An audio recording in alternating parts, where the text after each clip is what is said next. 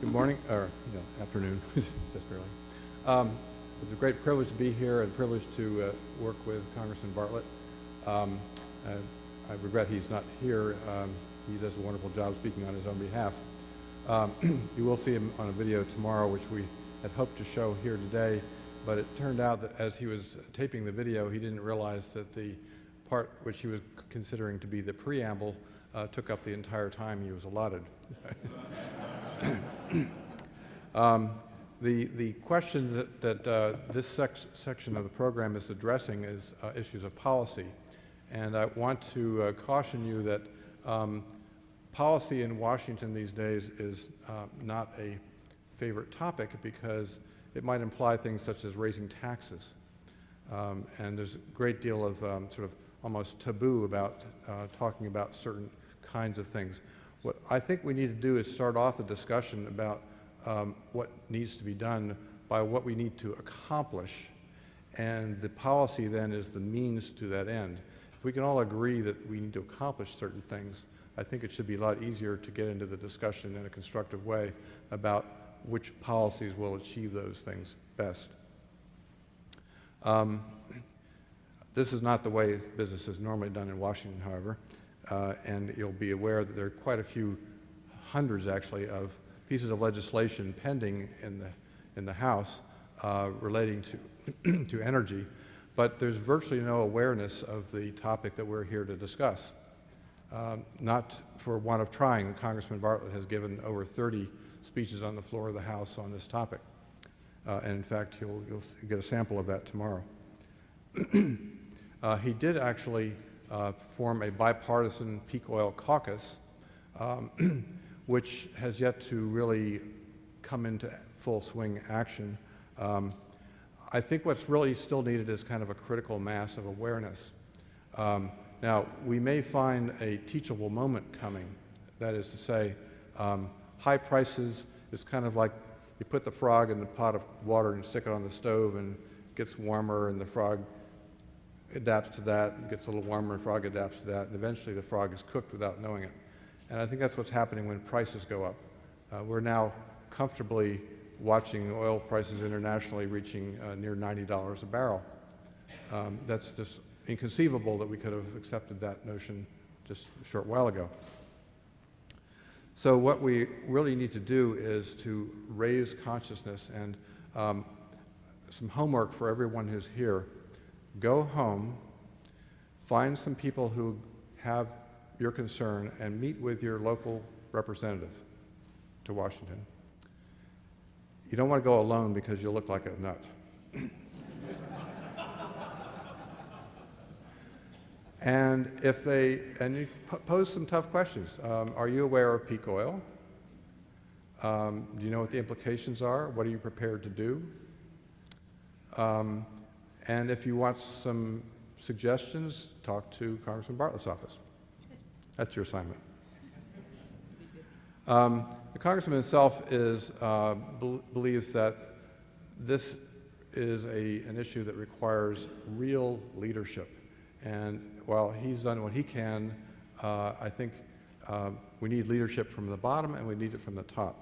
It would be a real help if an oil man who happens to be in a position of power in this country were to say, as an oil person, we've got a serious problem here, folks. Now, what is the problem? That is often an issue which we forget about when we talk about what we need to do. All right? What we need to do is first define the problem and have everybody agree that's the problem. Tends to be, and the focus entirely is in Washington, the problem is, well, we need more because we don't have enough conventional oil, more something. And the hard reality, which you're all aware of now, is that everywhere we turn for more, it just ain't there. It's not going to be there in the time frame that's needed or in the scale that's needed to continue growing our consumption. So that's the hard lesson that we really have to take into consideration when we talk about what to do. Okay, so the overall message is that we can't produce our way out of this mess. There are no alternatives that are ready on the scale and in the time frame needed. So we find ourselves with an impending crisis, and I'll tell you, the real crisis will be the day we show up at the gas station and we can't fill our tank, okay? That's what I call the teachable moment. But we need to prepare for that moment, so we have an explanation that everyone can say, oh, well, that makes sense, that's why it's happening.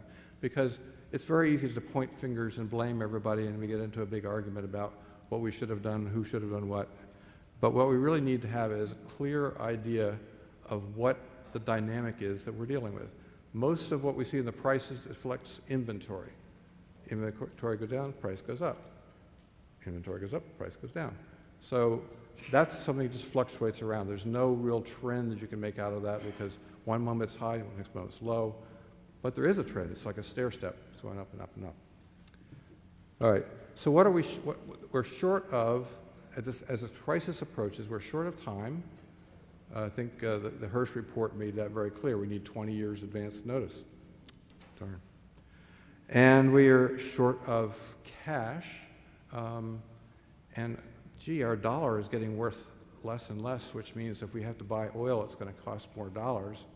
That's a real problem, isn't it? Oh yes, we're short on energy.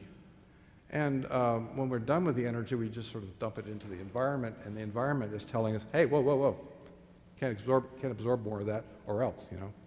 So there's 4 shortages there: time, money, energy, and environmental carrying capacity. So that's a pretty dismal picture.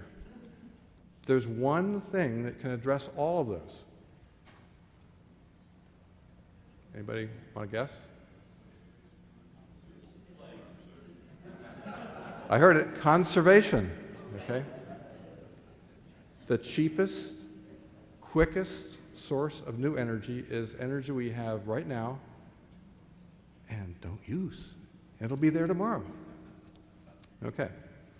So, conservation will buy time because the supply lasts longer. It'll reduce demand and prices will stay low. And we'll have some energy left, which we wouldn't have otherwise had left.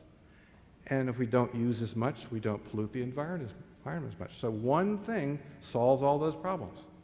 Now, we've done this before. Everyone knows the drill. In the 70s, we had an energy crisis and we had to conserve, had to. It's better if we choose to. Okay? We can tremendously suppress the price of gasoline right now if we all carpooled, if we all took one day off a week and worked 4-day weeks, if we could telecommute, okay? And we're looking just at liquid fuel, but by the way, the same thing is going to hit us with, we heard electricity prices are going up, we've peaked in natural gas, coal is reaching a limit of production capacity. Gosh. So conservation can address every one of those. So we really do have an energy crisis, but the first thing that's probably going to hit us is liquid fuels. So once you have conserved, then what? Okay, then you have to have, it's got to be purposeful. Okay, we've done the drill before, we know how to do it, but then we frittered it away. We had 25 years to do something with what we'd saved. We're using half per capita the energy consumption we had back before the first energy crisis. Wow. But we've still continued to grow energy consumption, and we forgot all about fuel economy standards, and we have half the vehicles on the road are light trucks that are really not. And so we can't let it happen again. We've got to be purposeful. Okay, we have to invest what we've saved, time, money, energy, in efficiency. Okay, lock in reduce consumption. There are ways we could use a quarter as much energy to do what we're used to doing for almost anything you can think of. Some things a tenth as much. It takes time, money, and energy to do that, just like all the other alternatives. So if we've saved those resources by conservation, that can be invested to achieve that. Then we can start thinking about supply. Okay, we've stretched out our supply of conventional fuel, which we're going to need to power the transition, and we can start converting to renewables. We could make wind turbines with wind energy, solar panels with solar energy. Okay, we're going to have to do that, by the way, because that's all it will be left eventually. And if we don't make that during the time we have, which we've bought, we're not going to do it. Okay, policy. What we need to achieve is that agenda, okay? How we achieve that agenda is what we need to discuss. Go to your local representative and start talking in those terms. What are they willing to support? Locally, we've heard already that locally we have a real challenge. If there is a supply disruption, we should have contingency plans. The Cubans anticipated that their oil supply would be cut off by another embargo or the missile crisis. They put into place planning for what would you do if there was another cutoff of the oil supply. They didn't expect it to happen the way it did, but they had plans in place and they weathered that 80% reduction in oil consumption in Cuba. Now they're a little bit better off than some parts of this country where we have higher energy costs, but still, it's possible. Plan ahead. So every one of you go back to your local communities. Ask what the contingency plans are for a disruption of electricity, gas, fuel, how the trucks get to the grocery store if there's no diesel fuel. How's the coal delivered to the power plant if there's no diesel fuel? Can the airline industry stay alive if there's no diesel fuel? Can the fire trucks get there, the ambulances get there? Okay, that's local level contingency planning. National level. Right now, as we speak, there is a fantastic exhibit on the National Mall in Washington, the Solar Decathlon. It's a challenge competition between 20 different schools with their teams trying to make the most efficient and score the highest in this competition, 10 different things they're competing for. We need to do that in every state. Every state needs to have its best competition, find the best in the state, and then that can be on a national level. Competitions have the virtue that you aren't being compelled to do it. Solar car race every year, there's no big cash award. It's being first. It's prestige. Okay, that's on the national level. Internationally, Congressman Bartlett makes this point over and over. We can't do this alone in a vacuum. We're not in a vacuum. We save energy here and we make it available to the Chinese and the Indians. We need to challenge the whole world to a race to sustainability. And I think there's some potential to that. The congressman was in China over the New Year's break, and they have, every conversation starts off with post-oil, and the first thing they talk about is conservation, and the last thing they talk about is the international cooperation. And this is something he heard everywhere he went. We don't hear that here, do we? Start talking it up, okay?